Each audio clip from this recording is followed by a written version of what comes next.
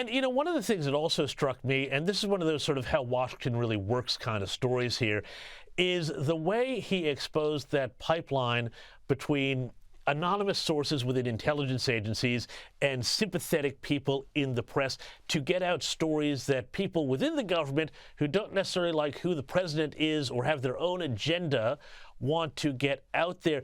You would have seen an awful lot of that in your time in politics and in the White House. But, you know, how much more critically do people need to read the news when they hear these things from anonymous sources that would seem to have an agenda? This is the deep state. What you've just described is the deep state. You and I have talked about that how many times on this show? There are people who work in the government, for the government. These are professional people. They're career staff. They're not political appointees. They've been there for 20 years, who really perceive themselves as playing a role to oppose Donald Trump. That's what they think their job is. Their job is not there to sort of fulfill a mission. Their job is not there to do what the administration wants, to implement their agenda. Their job is to be a check and a balance against Donald Trump. That's completely warped. And I'm glad that Pete Hegseth had a chance to sort of draw attention to that today. There's discussion now about whether or not there'll be criminal actions, a criminal investigation as to the folks or people or person who leaked this information. There should be. I can't imagine why everybody's looking at that like that's such an outrageous or an extreme position for Secretary Hegseth to take. Someone took top secret information and gave it to the press. That's a crime in this country. If I had done that as chief of staff and I saw top secret stuff every single day, I would be in jail right now. So I'm glad in some ways that this has come to light in such a profound way, in such a black and white way, such a plain and obvious way. That we finally get a chance to look at something and very simply say, that is the deep state. That's what we've been talking about. Now might be our chance to fix it. Absolutely right. And we have the Official Secrets Act here. It's the exact same story in Australia, and it's right to call this out.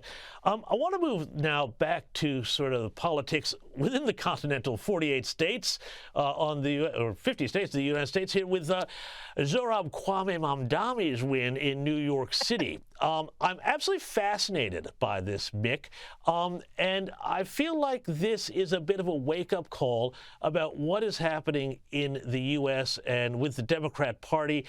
This push to the left, this insurgent push to the left we've seen with the Squad, with AOC, it's getting serious if they can take it all the way up to the mayor's office of arguably the most important city in the United States. What does this portend as the older generation of Democrats who used to lead the party, the Cuomos, the Pelosi's, the Bidens, you know, and all those old Italian-Irish ethnic coalitions, they all fade away? Yeah, well, the short answer is that Chuck Schumer's political career is probably over. My guess is now he's looking his hands over and trying to figure out a way to retire peacefully without losing in a Republican primary, in a Democrat primary for Senate, because everybody sort of in this town is thinking, oh, my goodness, we never thought it would come to this. It's hard to exaggerate, James. It's hard to overstate just how left-wing this person is. He believes in government ownership of grocery stores. He's talked about arresting Benjamin Netanyahu, even though that's against the law of the United States of America. This is as progressive a left-winger as you can probably imagine, cut from the same cloth as AOC, but this is where the energy is in the Democrat Party. There's an analogy, by the way, going back to the Tea Party. It looks a lot different, but some of the mega trends are the same. The rise of the Tea Party was the end of the John Boehners and the George Bushes and the Mitt Romneys of my party, and have given rise to an entirely new generation, a new approach to leadership and to governance. The Democrats are going through the same thing now. The establishment Democrat Party is absolutely scared to death today because of what happened in New York City. Keep in mind, there's polling data here in the United States as recently as last week in advance of the New York City election that fully two-thirds of Democrat voters want new leadership for their party. That's the kind of stuff that shakes a party to its very foundations. The Democrat Party is going through an existential sort of change, a real tectonic sort of shift, and it's going to be very interesting to watch because no one knows where it ends. Well, that's the interesting thing there. You talk about the energy, and it's clear that that's where the energy is. And I'm curious about this because now Mamdani's gotten the attention of the White House. Here's Border Czar Tom Homan. He's talking about Mamdani's anti-ICE enforcement policies. Have a look at this. Good luck with that. Federal law trumps him every day, every hour, every minute. We're going to be in New York City. Matter of fact, because it's a sanctuary city, President Trump made it clear a week and a half ago. We're going to double down and triple down on sanctuary cities. If we can't arrest a bad guy in a county jail, one agent arresting one bad guy, they release him in the streets like New York does every day. We got to send a whole team to look for this guy. Now, on a legal point, Mick, Hallman is absolutely right, but my concern is that if the White House is now starting to give attention to this guy and start to fight with him, does that give Mamdani and his wing of the party even more energy because, hey, they've got the attention of the Trump administration? Maybe, but look, sometimes the legal part is more important than the political. I think what you just heard Tom Homan say was not a political statement. What he said was a legal statement, which is it's against the law for cities to say they are not going to cooperate with the federal government on certain issues, and immigration is one of those issues. And they're simply sort of to heck with the politics. We're going to go enforce the law. By the way, that's about a 65 or 70% issue when you focus on things like deporting criminals and so forth. So it is good politics. Will it help the extreme left wing of the party? Will it energize them even more? Maybe. But will it also might bring some centrist voters that look their hands over and say, look, as a choice between an administration that's enforcing the law and a crazy group of people over here on the left, maybe I'm going to go over and vote for these Republicans for a change. It could have major, major implications politically if this becomes the face of the Democrat Party. And right now, for the last 48 hours, it has been.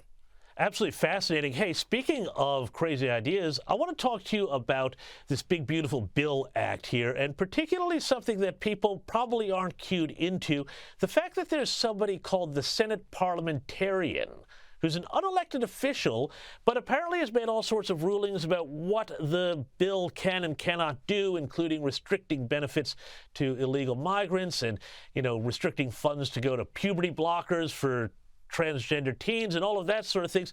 Tell us about this obscure figure, and does this seem to suggest that really, in fact, there is this kind of anti-democratic push against the Trump agenda because this person's not elected? All right, James, let's get real deep in the weeds. So they're trying to pass the one beautiful bill on what's called Senate budget reconciliation. That is an arcane piece of Senate rule making. The Senate rule keeper is called the parliamentarian, and she is supposed to be the nonpartisan sort of person who looks at this, looks at the Senate rules and calls balls and strikes, X's and Y's, whatever you want to call it, whatever analogy you want to have. That being said, she was appointed by, what's his name from Las Vegas years ago, Harry Reid. So she does have a Democrat pedigree, and she has ruled against Donald Trump and Republicans more than she has Democrats in the past. She is not elected. She is appointed by the Senate, and she's coming under, the Republican leadership is coming under a great deal of pressure to do what we could do in the House. We had a parliamentarian in the House when I was there, and if the majority didn't like the decision of the parliamentarian, we could overrule the parliamentarian. At the end of the day, the elected officials do have the last say. Is the Senate hiding behind the parliamentarian? Is the Senate asking sort of the parliamentarian or letting her make all the hard decisions so they don't have to vote on unpopular things like cutting spending on Medicaid? That's open for discussion. All of that being said, this is not over yet. The Republicans in the Senate are telegraphing that they're going to try and change the language to satisfy the parliamentarian so it meets the rules of the Senate so that they can proceed with the bill as originally drafted. So while all the discussion is fascinating to people who are really geeky like you and me when it comes to the way the government works, it's not over yet. We don't know how this ends. Fascinating, Mick. Well, we're going to keep a very close eye on it. Thanks for joining me, and we'll see you next time. Thanks, James.